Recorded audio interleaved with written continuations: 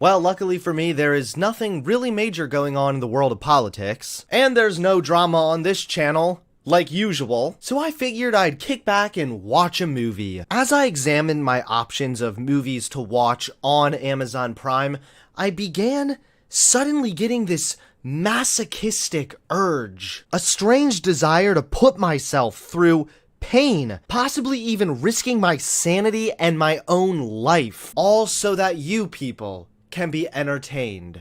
So long story short, I decided to watch The Happening. The Happening is a 2008 horror/thriller movie directed by M. Night Shyamalan, but this movie has a particularly interesting plot twist. It sucks! Mark Wahlberg is the main character, playing a teacher named Elliot. No offense, Mark, but your acting is horrible in this movie. Whatever, let's get into this. Prepare to be terrified for all the wrong reasons. The movie begins with people enjoying a nice sunny day in Central Park, New York City. Two random women are chatting on a park bench. Suddenly, everything gets spooky, windy, and everyone freezes. Next, one of the random girls starts saying a bunch of nonsense before taking a hair stick and stabbing herself. Well, there goes her dreams of starting the book club. We get another scene similar to this where a bunch of construction workers start just jumping to their deaths. These opening scenes weren't terrible, but I had to keep reminding myself this movie was rated R. The scares just felt weak, looked a bit fake, and never felt as serious as the movie was trying to make them seem. Next, we meet our main character, Elliot, teaching high school in Philadelphia. Elliot is teaching his class about the unpredictability of nature and how theories are only guesses. In the middle of his class, he's pulled aside and told that they believe Central Park in New York has been hit by a terrorist attack. They aren't sure exactly what's going on, but they think toxins have been released around the park, which causes people to first act confused before just offing themselves entirely. At this point, only the teachers are aware of the situation, so Elliot and his annoying math teacher friend are on their way out with the students when we learn that Elliot's marriage isn't going so well. Only Mr. Mark Wahlberg delivers the information with some impeccable acting. What? I can't say anymore. Is she leaving you? I didn't say that. It's just talk, okay? Just relax, please. Next, we see Elliot's wife, Alma, at home watching the news about the supposed attack. Just a quick shout out to my favorite part of this movie, showing off the Motorola Razr. Talk about an authentic 2008 film. Anyway, Alma is getting calls from someone named Joey. Uh-oh. Before Elliot walks in, they learn from the news that the human brain is equipped with certain transmitters that are being scrambled, causing humans to disregard their self-preservation and instead just kill themselves. It's the emo disease. Anyway, as Elliot and Alma are leaving, they meet up with Elliot's annoying math teacher friend, who makes it pretty obvious Elliot has told him about their marital issues. That leads to this really poorly acted confrontation between Elliot and Alma. Why did he say that? He guessed. I love you, Elliot, but I don't like to put my feelings out there for everyone to see. I'm not that type of person. Elliot, these are our problems. Seriously, this is just Mark Wahlberg getting irritated with being in this movie. The relationship drama is pretty pointless to the overall film also. It's more of a lazy attempt to keep the audience interested. As they're leaving the city, another so-called attack occurs. Alma hears about this from her side guy Joey, a guy we learn had dessert with her a few weeks ago. That's not sweet. This quickly makes it known that this isn't a targeted attack against New York, but it seems to be all over. What the hell is going on, Elliot? I honestly don't know. How do these people have acting careers? The train suddenly stops in a tiny, obscure Pennsylvania town called Filbert. They're stuck here because the conductor lost contact. They all pile into a little diner when they watch a video of a guy willfully feeding himself to a lion. And then this crazy lady says, Mother of God, what kind of terrorists are these?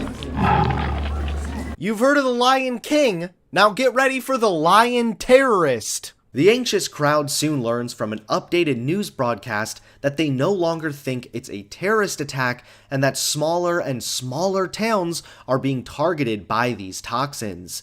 This causes the people to panic and flee to, well, more secluded areas where they believe they'll be safe. Elliot and his teacher friend are separated, and they take on the responsibility of watching his child. Elliot, the child, and his wife all catch a ride with this weird couple and head off to safety. They stop at the weird couple's house, and this guy, who's obsessed with hot dogs, gives his theory on what's going on. It's the plants. They can release chemicals. You like hot dogs, don't you? I know. That's the dumbest thing ever, right?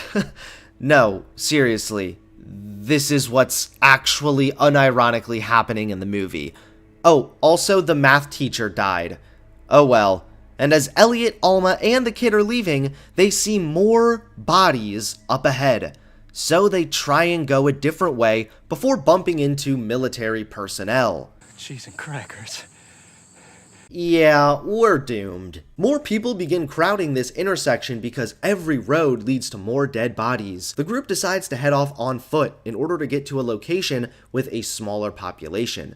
They break into smaller groups since they believe the toxins to be targeting populations, not any specific cities or areas.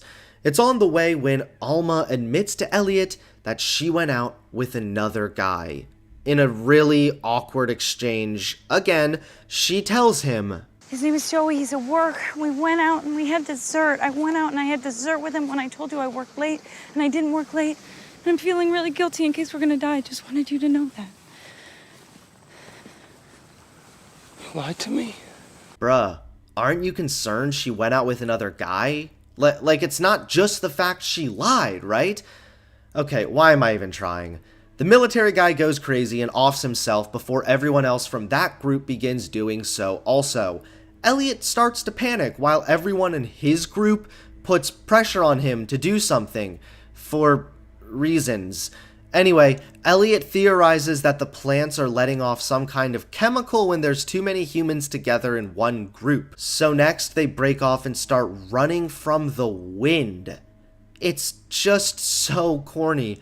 It's trying so hard to be creepy and in-depth, but it's just so goddamn cheesy. After the spooky wind passes, Elliot delivers some more groundbreaking dialogue. Could this really be happening? Hey, that's the name of the movie! A bunch of really pointless crap happens now. First, they stop at a model house to use a bathroom and look at a map, and everything is fake in the house. LOL. Elliot rambles about something, and then they leave. Later on, the annoying kid gets hungry, so they try and stop at another house. But the people inside this house won't let them in. These two guys start yelling and trying to break into the house, so they get shot. And then Elliot, Alma, and the kid continue their journey. Everything that happened in this part was unrealistic and useless. They keep walking and decide to try and stop at, yes, another house. At this point, the movie is starting to feel like an HGTV episode. As Elliot is walking around the house, he bumps into the lady who lives there, named Mrs. Jones. She's super antisocial and hates people. She lives with no electricity, yet she feels compelled to just let them stay for dinner. I suppose the kind thing for me to do is to offer you supper. Okay? The movie is getting more and more choppy. It almost feels like they're scraping to reach that hour-and-a-half mark. So now they're inside with Mrs. Jones eating dinner, and here's Mrs. Jones' character in this movie, okay? She's weird. She's just creepy and weird. Because this is a horror movie, so creepy stuff needs to happen. Anyway, Mrs. Jones, the antisocial lady who lives alone with no electricity, then offers to let them spend the night. Suppose I have to let you spend the night. Again, okay? As Elliot and Alma are talking to each other that evening, Mrs. Jones appears, again, to be weird. Planning on stealing something? No, ma'am, we're not. Plan on murdering me in my sleep? What? No. What is this acting? When the waiter asks if you'd take Coke instead of Pepsi. What? No. The next morning, Elliot wakes up and begins snooping around the house. I don't know why. I mean, the woman was already scared he would try and steal from her, so I'm not sure how snooping around this house is a good idea, but whatever, this movie just doesn't make sense. Oh, hey, reminder, it's a scary movie, so something scary should probably happen, right? Yeah, Elliot walks into a room and sees a creepy doll laying in the bed. Isn't that creepy? At this point, it felt like the movie was trying to do everything in one movie. What's the contribution to the plot with some creepy doll? Nothing. It's like they started to realize the overall plotline wasn't very scary, so they threw in some cliche scary stuff just in case. Mrs. Jones catches Elliot in the doll room before demanding he leaves. He chases after Mrs. Jones, trying to explain to her what's going on, but Mrs. Jones has gone crazy and starts smashing her head into the windows before she dies. Now, they realize, regardless of the population size, they seem to be targeted. Although the film is less than 2 hours, it felt so much longer.